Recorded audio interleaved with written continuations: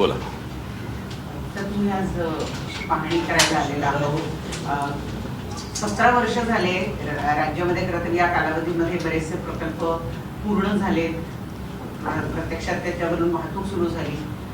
या रस्त्याला नेमकी काय अडचण आहे की इतके वर्ष होऊ नये? इथे स्थानिक जे आमदार बिमदार सगळे लोक जे मंडळी आहेत, राजकीय हस्तक्षेपामुळे या सगळ्या गोष्टी होत नाही आहेत. मागे मी एकदा नितीन गडकरींना मी फोन केला होता या बाबतीत. पण मी त्यांना विचारलं होतं, मी एकदा बोललो पण होतो. आणि गडकरींनी मला याचं उत्तर दिलं होतं की कॉन्ट्रॅक्टर कंटाळून निघून गेले. आता नितीन गडकरी जे या रस्ते आणि ह्या सगळ्या गोष्टींचे केंद्रीय मंत्री आहेत, ते जर समजा कोकणातल्या कंत्राटदारांबद्दल कंटाळून निघून गेले असं जर म्हणत असतील तर ते कंटाळले कोणामुळे, कशामुळे कंटाळले?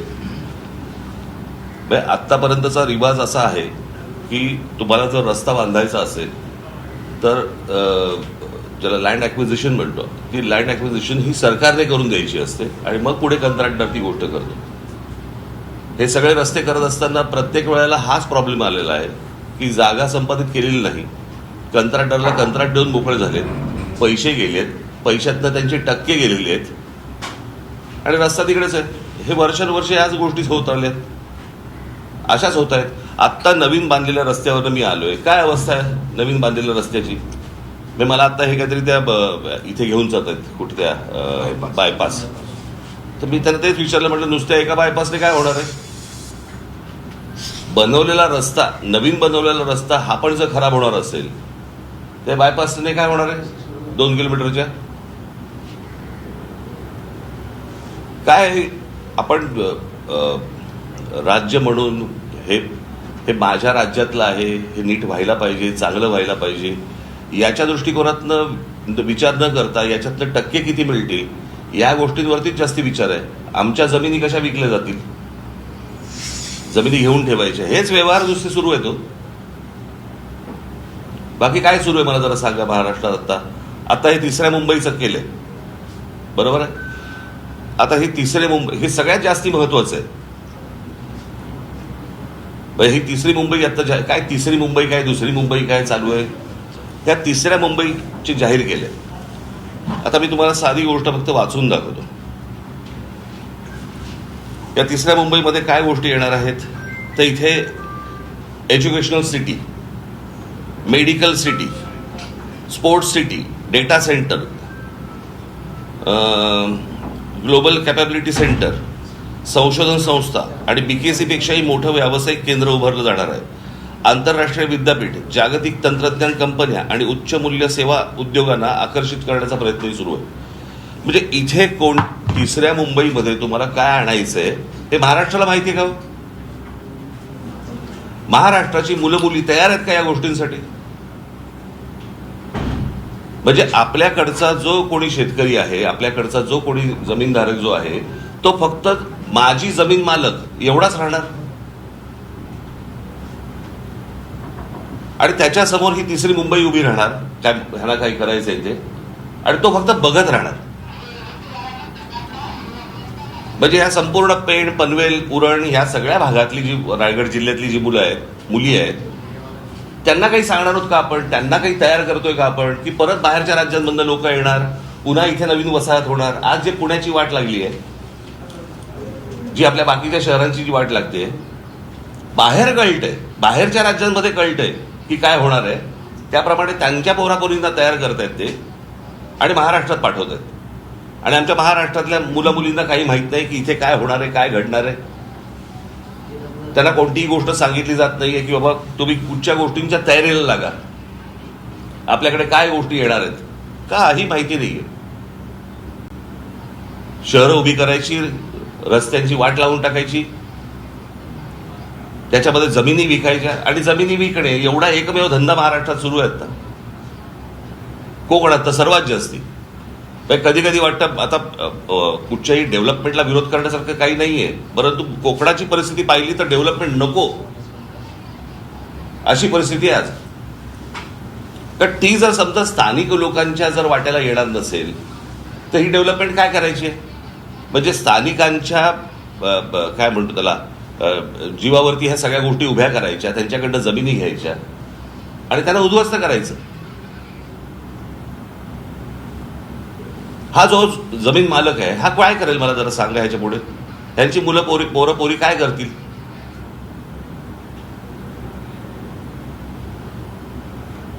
काय चाटायचे ते रस्ते? आमच्याकडची जमीन, आमच्याकडचं पाणी, आमच्याकडची वीज आणि ह्याच्यावर पोचले कोण जाणार? बाहेरचे. महाराष्ट्रामधल्या मुलामुलींच्या उपयोगाची जर समजा प्रगती, डेव्हलपमेंट ही जर होत नसेल, काय चाटायची ती प्रगती?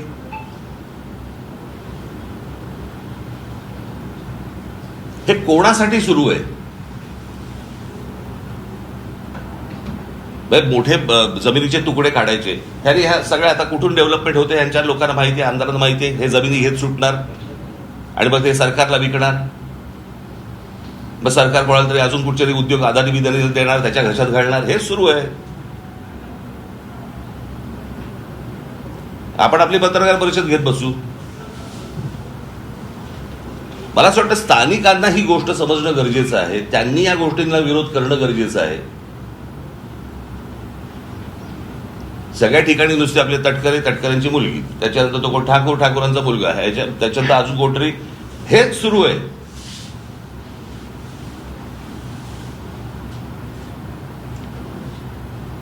आणि आमच्या लोकांना समजत नाहीये की काय प्रकारचं पुढे काय त्यांच्या समोर आयुष्यात वाढून ठेवलेलं आहे. का आईने अंधकार निवडणुकीच्या तोंडावरती फक्त पैसे घ्यायचे आणि काही जे काय आता पैसे वाटायचे, बस मतदान होत आहे, आमदार निवडून येत आहेत, खासदार निवडून येत आहेत, आमच्या पायाखालच्या जमिनी जात आहेत, जाऊ देत. असाच महाराष्ट्र विकला जाणार. सर्वाधिक उद्योग किंवा सर्वाधिक गोष्टी या रायगड जिथे आपण आता आहोत या संपूर्ण परिसरामध्ये मोठ्या प्रमाणात होताना दिसत आहेत. पण इथेच पालकमंत्री पदावरून वाद सुद्धा सातत्यानं, मला ते फालतू गोष्टी आहेत, त्या अत्यंत फालतू गोष्टी आहेत. पालकमंत्री, पालक म्हणजे कोण? आईबाप ना. यांना आईबाप मानायचे का? माझं मत आहे सरकार नावाची एक गोष्ट असते. सरकारने ह्या गोष्टींचे निर्णय घ्यायचे असतात. सरकारने आपल्या लोकांचं जे काही हित आहे ते सांभाळायचं असतं. हे काय पालकमंत्र्याचं काम नाहीये ना. म्हणजे आता त्या सिंगापूरच्या कुठच्याही कंपनीला सांगितलेलं की 30 आठवड्याच्या आत आम्हाला संपूर्ण आराखडा आखून द्यायचा आहे. माहितीये का रायगडला? आमच्या मुलामुलींना माहिती आहे का उद्या इथे कोणत्या प्रकारचे जॉब्स येणार आहेत? काही कल्पना आहे का आपल्याला? काही माहिती नाहीये.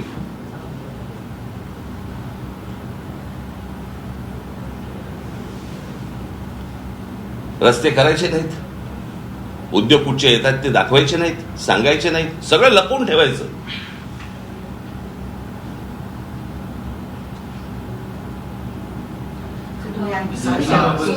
सोयीस्कर सर्वसामान्य लोकांना अंधारात ठेवलं जाते. अर्थातच. मग म्हणजे काय? ते कोणाच्या ते उद्योगपतींच्या हिताचं सगळं सुरू आहे ना. अजून काय सुरू आहे? साहेब 1 जून पर्यंत 1 जून 2026 पर्यंत हे सगळं काम होईल अशी ग्वाही सुनील तटकरेंनी दिली होती. मंत्री भरत गोगावले यांनी पाहणी सुद्धा केली होती. 15 वर्ष ऐकतोय ना आपण. हे किती ग्वाह्या झाल्या आतापर्यंत? आत्ता ही परिस्थिती आहे, बरोबर आहे. परत तुम्ही उद्या येणारच आहात गणपतीच्या वेळेला. मग आमच्या चाकरमानी कसे अडकले आहेत आणि मग कसे खड्डे पडले आहेत.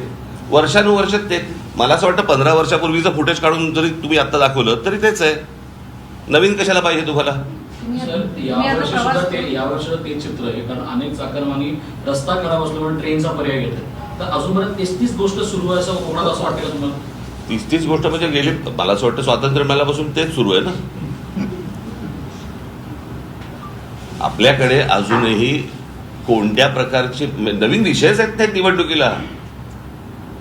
आम्ही नोकऱ्या देऊ, आम्ही पाणी देऊ, आम्ही रस्ते देऊ, हेच सुरू आहे अजून. मी मागे एकदा माझ्या मुलाखतीमध्ये मी सांगितलं होतं, मी एकदा स्वित्झर्लंडला गेलो होतो, बरीच वर्ष झाली त्याला. आणि तिथे गेल्यानंतर मला सगळी तो देश फिरत असताना मला पहिला प्रश्न पडला, तिथला विरोधी पक्ष भांडतो कशावर?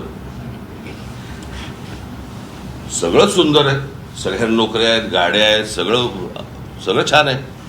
मग तिकडचा विरोधी पक्ष काय म्हणतो, काय देऊ? आपल्याकडे हेच सुरू आहे वर्षानुवर्ष. आपण त्याच विषयांवरती निवडणुका लढतो, तेच विषय सुरू आहेत. काही त्याच्यामध्ये बदल नाही.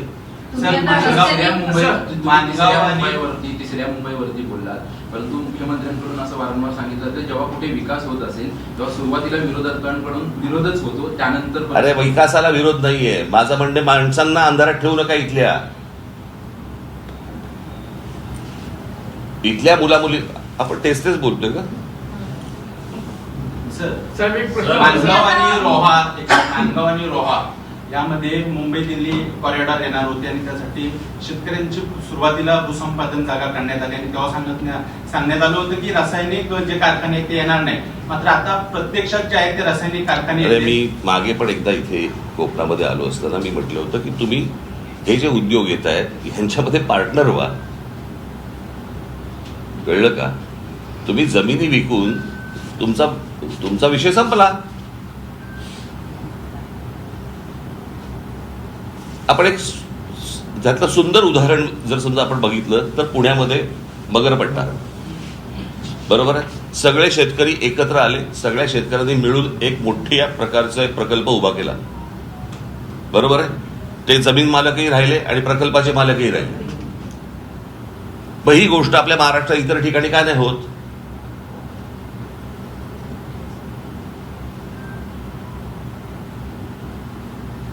तुम्हाला कोणतरी येतं, तुम्हाला जमीन विकायला सांगतं, तुम्ही काहीतरी पैसे घेता आणि मोकळे होत आहे म्हणजे काय? मी अनेकदा सांगत आलेलो आहे, तुमचं अस्तित्व ही तुमची जमीन आहे.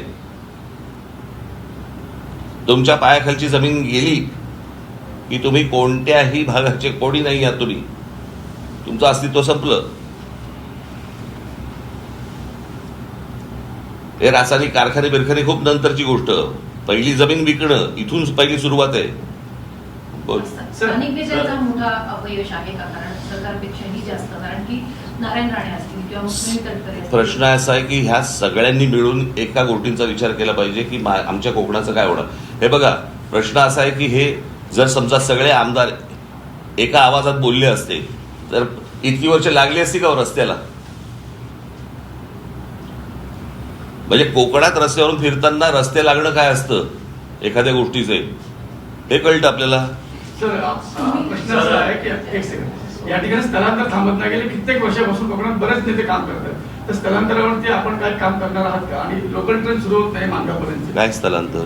एकदम इथल्या लोकांना जॉब नाहीत, नोकऱ्या, त्याच्यामुळे ते मुंबईला जातात, पुण्याला जातात. तर ह्या ठिकाणी गावाच्या गाव बंद पडलेली आहेत. त्याच्यासाठी काय उपाययोजना होणार आहे की नाही? अरे मग मी आता काय बोललो रे तुम्हाला माझ्या बोलण्याचा हे कळत नाही का रे? की जर समजा इथे या गोष्टी येत आहेत तर तुम्हाला समजल्या पाहिजेत ना रे. तुम्ही पत्रकार आहात, तुम्ही शोधल्या पाहिजेत ना. तुम्ही लोकांचं प्रबोधन केलं पाहिजेत ना.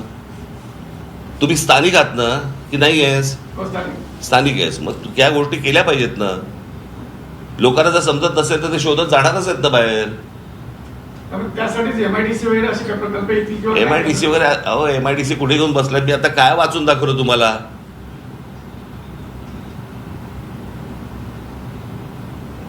सरकारचं इथे काय आणायचं चालू आहे आणि इथल्या लोकांना, स्थानिकांना माहिती नाहीये इथे काय येणार आहे. तुम्हाला कळते का प्रकल्प काय आहे तो? समजतंय का? तुम्ही कुठच्या एमआयडीसी जुन्या गोष्टीत राहू नका आता.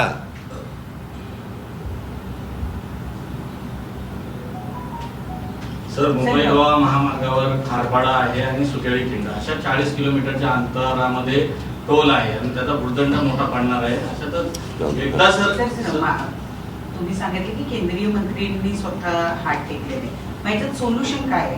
17 वर्षात झाले एखादा प्रकल्प रखडतो, मंत्री होऊन जातात, आमदार येऊन जातात, सरकार बदलतात, मग आता याच्यावर सोल्युशन काय? कारण 1.5 वर्षांपूर्वी आंदोलन पण केली. म्हणून मी तुम्हाला सांगतो ना की या सगळ्या याच्यामध्ये सोल्युशन हे सत्ता बदल एवढंच आहे. माणसं बदलणं गरजेचं आहे. जर समजा तुम्हाला इतकी वर्ष तर 30 माणसं तुम्ही निवडून देणार असाल आणि त्याच विषयांवरती जर समजा तुम्ही बोलणार असाल, उपयोग काय त्याचा? जे निवडून येत आहेत ते म्हणतात ह्यांना काही फरकच पडत नाही, रस्ता चांगला करायला तर वाईट ठेवा. हे काय निवडणुकीच्या वेळेला आम्हाला निवडून देत आहेत कोणत्या का मार्गाने असे ना. एकदा हा तुम्ही त्यांचा भ्रम तोडत नाही तोपर्यंत काहीच होणार नाही. त्यांना धक्के दिल्याशिवाय कुठेही तुम्हाला बदल आढळणार नाही. साहेब हा तुम्ही नाशिकचा दौरा करून आलात आणि नाशिक पुणे जो रस्ता आहे रेल्वे मार्ग जो आहे तो बदलण्यात आलेला आहे. आता आज तिथे आंदोलन होत आहे, तो रस्ता बंद पाडलेला आहे. जो मूळ मार्ग आहे तोच मार्ग थेट नाशिक पुणे असाच मार्ग मला माहिती नाही, मला मी पाहिजे नाही, बघतो. साहेब रायगड पासून ते सिंधुदुर्ग मालवण पर्यंत तेच नेते आणि तेच आमदार खासदार निवडून येतात. पण मागच्या निवडणुकीचं चित्र जर पाहिलं सोशल मीडियावर अनेक व्हिडिओ आले की धमकावलं जात होतं मतदारांना, जर मतदान दिलं नाही तर तुमचा निधी बंद केला जाईल, आणि ह्या सगळ्या भीतीतून मतदारांनी मतदान केलं असं. समजा निधी येतोय असं पकडूया, तरी काय बदल होतोय? कोणता निधी येतोय जो बंद करायची धमकी दिली जाते? येऊनही उपयोग नाही ना, परिस्थिती बदलते का काही? मग मतदारांनी या गोष्टींचा विचार केला पाहिजे. मतदार जोपर्यंत या गोष्टींचा विचार करत नाही तोपर्यंत काही गोष्टी घडणार नाहीत. असंच चालू राहणार. चला.